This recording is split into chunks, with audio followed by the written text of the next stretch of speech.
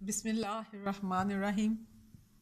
अगर हम अपने घर में रहने वाले रिश्ते देखें तो इंग्लिश में अम्मी या माँ को कहते हैं मदर, MOTHER,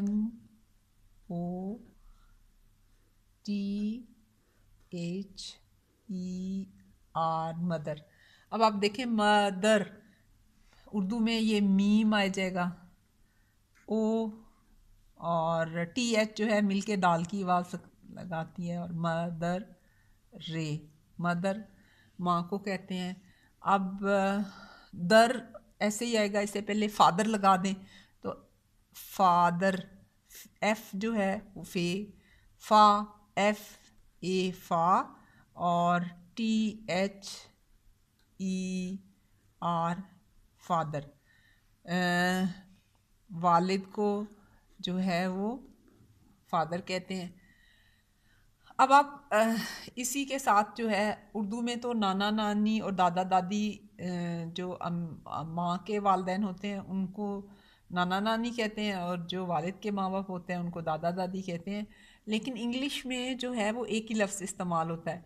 नाना को जो है वो उस फादर से पहले ग्रैंड लगा दें तो ग्रैंड फादर बन जाएगा, और नानी और दादी के लिए ग्रैंड लगा दें तो ग्रैंड मदर का मतलब है नानी या दादी। जैसे अगर हम एक लफ्ज़ जो है वो ग्रैंड लिख दें, grand, GRANT, grand mother. Mother के वो स्पेलिंग आ जाएंगे जो हमने अम्मी के लिए, मदर के लिए लिखे थे। ग्रैंड मदर का मतलब है दादी और या नानी, और ग्रैंड फादर, ग्रैंड लिखेंगे और फादर के वो स्पेलिंग आ जाएंगे ग्रैंड फादर। दादा, दादा या नाना, ठीक है। और बहन के लिए जो है वो सिस्टर, SISTER, सिस्टर कहते हैं बहन को।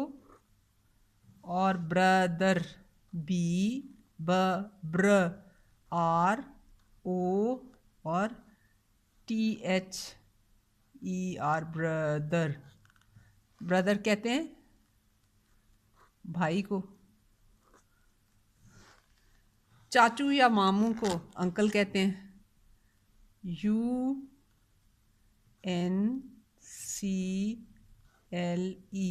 अंकल, चाचू